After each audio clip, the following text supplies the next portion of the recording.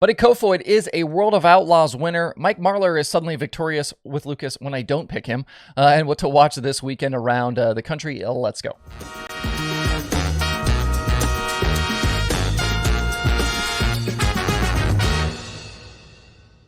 Today is Friday, June 24th, 2022. Welcome into Dirt Tracker Daily. I'm Justin Fiedler. It was very clearly only a matter of time, and last night it finally happened. Buddy Kofoid is now officially a World of Outlaws Sprint Car Series winner.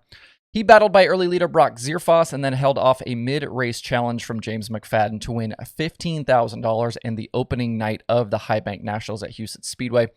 It was Kofoid's 25th career Outlaw start, and not shocking given his talent and the speed he showed on Wednesday night there. Kofoid is running a partial sprint car schedule this season for Leighton Crouch and Bernie Stubjen, and it's been a bit of a struggle through his first 4 Outlaw starts this year, with a best finish of just 17th at Atomic. But that 11 car has showed up at Huset's ready to roll. They were 4th on Wednesday night, and now the victory. Kofoid is in the midst of his title defense with the USAC National Midgets, and he has also made multiple Truck Series starts this season for Kyle Busch Motorsports. He's done that in the dirt events. This Outlaw win now joins his multiple All-Star victories over on his resume as well. He's definitely going to be one to watch for the rest of the weekend. That car is fast, and this win I think should just do nothing but add confidence for Kofoid. Behind the winner, James McFadden picked up his best finish of the season in second after leading just a single lap.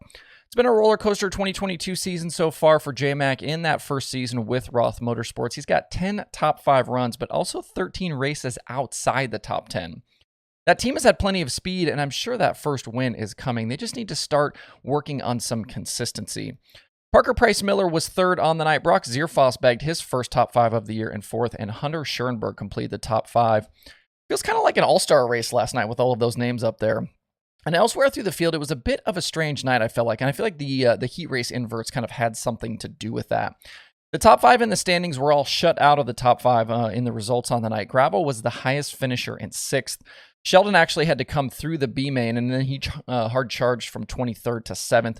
And points leader Brad Sweet ended up 14th after an early crash that also involved Donnie Schatz, one of those wild work area couple of minutes with front ends and front wings and all kinds of things being thrown around. Everyone in the top 5 in the standings picked up ground on the KKR 49. Sheldon Haudenschild is now 32 back in 2nd. Carson Macedo is 3rd. He's 34 back. And then Gravel and Schuhart are now 58 and 64 back, respectively. Remember that tonight is the same format as last night and is full points. And then the big Saturday show pays $100,000 to win. That is show up points only for the Outlaws. For tonight, Kofoid has jumped to the top of the win chances from the DirtTracker.com analytics prediction formula. I'm going to go McFadden, though. He's got 3 straight top 9 finishes.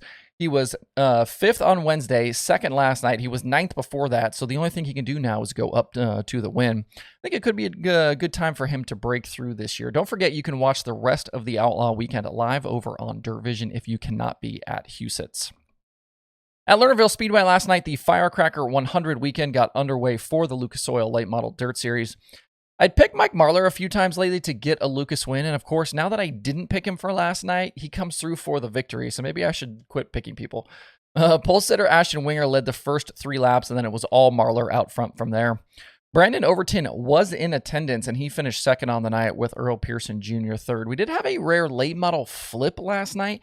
Chubb Frank got over the cushion and went for a wild ride. Remember there at Lernerville, they only really have that front stretch wall. Everywhere else is just racetrack. And if you get over that cushion, it can go bad pretty quickly.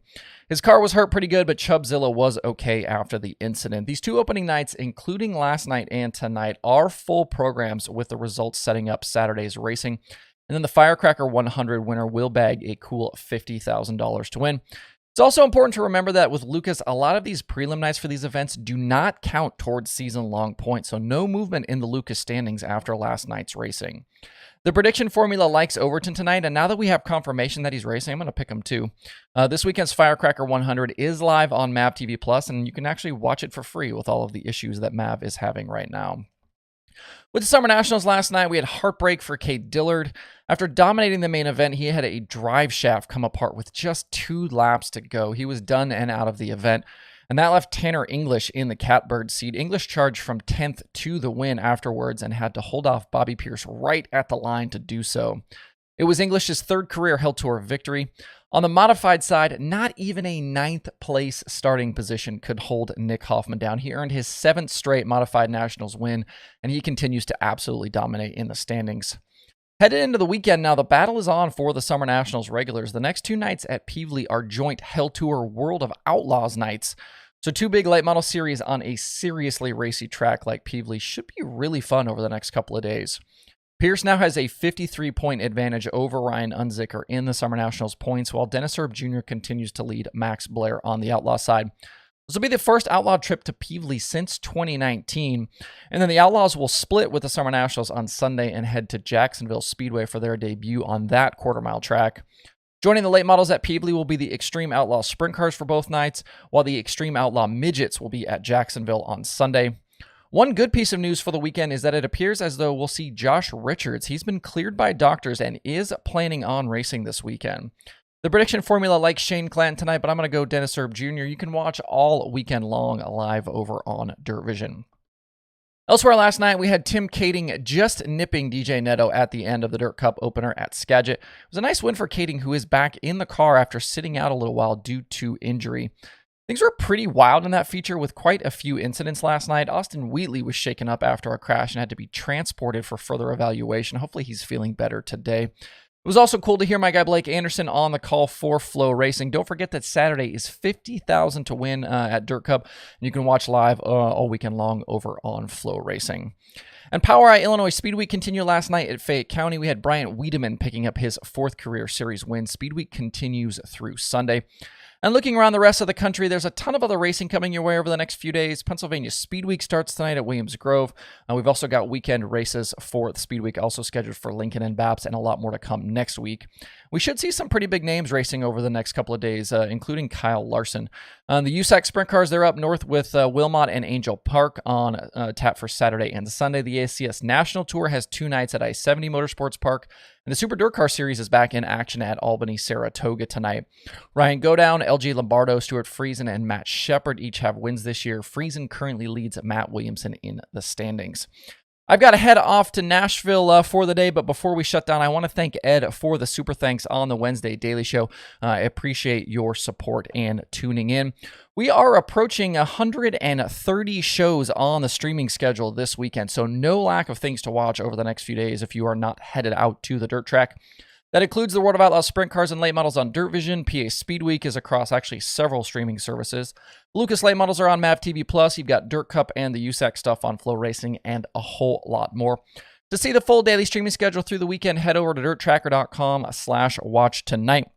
Don't forget, if you would like a Dirt Tracker decal, I'm going to hold up a couple of these. I've got big ones and I've got small ones. You can find the big ones at dirttracker.com/decal. You can find the big ones at dirttracker.com/big decal. The small ones at dirttracker.com/decal. $5, $3 includes postage if you would like to get one. That's it for the show today. Enjoy the dirt racing weekend. If you have thoughts about the topics on today's show, please leave them in the comments below or tweet at me. Thanks everybody for tuning in. We'll be back on Monday for more Dirt Tracker Daily.